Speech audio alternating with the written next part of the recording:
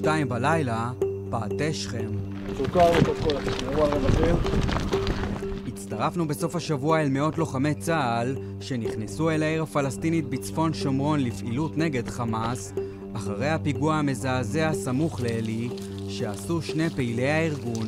אנחנו הולכים לכיוון מסכן שעביה, יוצאים לפשיטה ממספר יעדים. מספר יעדים של החמאס, עוצרים שם כמה בכירים, סורקים מספר יתורים אחרים שאנחנו מבינים שיש שם אמל"ח, מטענים, נשקים. פשיטה לילית, אור ראשון, חוזרים.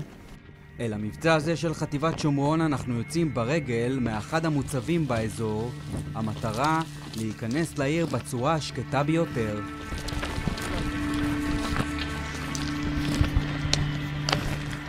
אחרי 1.25 שעות של הליכה בשטח סלעי ובתוך שדות חקלאיים, אנחנו מגיעים לפאתי שכם.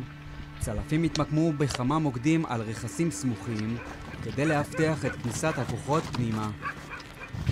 אנחנו עוד רגע בשכם.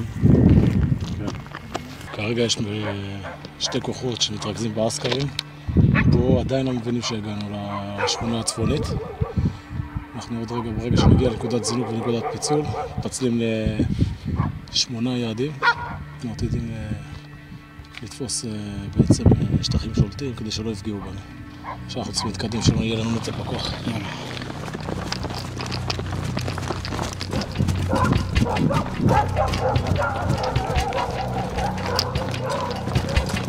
שימו לב, המשאית בצד ימין ליד הפנס, זאת נקודת הפיצול. אנחנו ממשיכים ליעדים כל הזמן.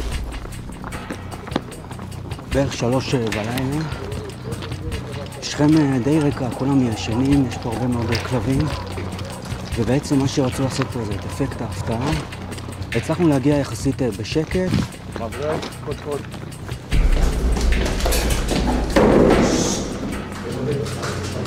נפתח הבנק!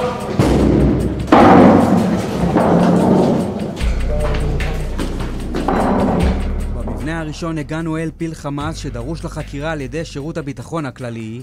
בחיפוש בביתו מצאנו עדויות לאמצעי לחימה. לאחר תישול בשטח, לקחו אותו הלוחמים לחקירה.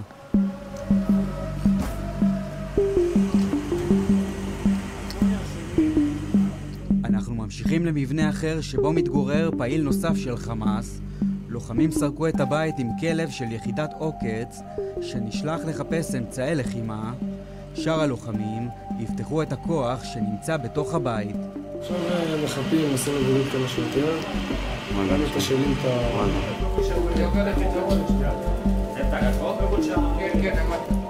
הפלוגה פה מצא 100,000 שקל, שלקחו עם כספי טרור, מצא גם תרמילים. כרגע זה לילה שקט, אין הרבה הפרעות סדר. מאמין שבדרך חזור בדרך כלל מתארגנים, ובדרך חזור הם מנסים לזנב ולפגוע בנו, אבל אנחנו חזקים. כמה עשרות מטרים מצפון אלינו התפתחה תקרית כאשר חמושים ירו לעבר כוח של אגוז. חמוש קרץ לפה, עוד חמוש בסביבה. בית נמצא מחליט של אגוז,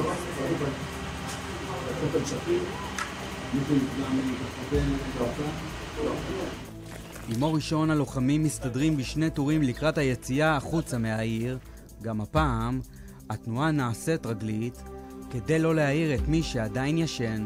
כבר בוקר עלה כאן על שכם, יש כאן כבר כמה עצורים, כמה שיחות אזהרה, גם מצאו בו כסף. אנחנו יוצאים עם הכוחות החוצה ברגל. המבצע הלילי בשכם מסתיים עם מעצרם של כמה פעילי חמאס. בדרך החוצה, לוחמי סיירת גבעתי כבר חושבים על הפעילות הבאה בעיצומו של גל הטרור.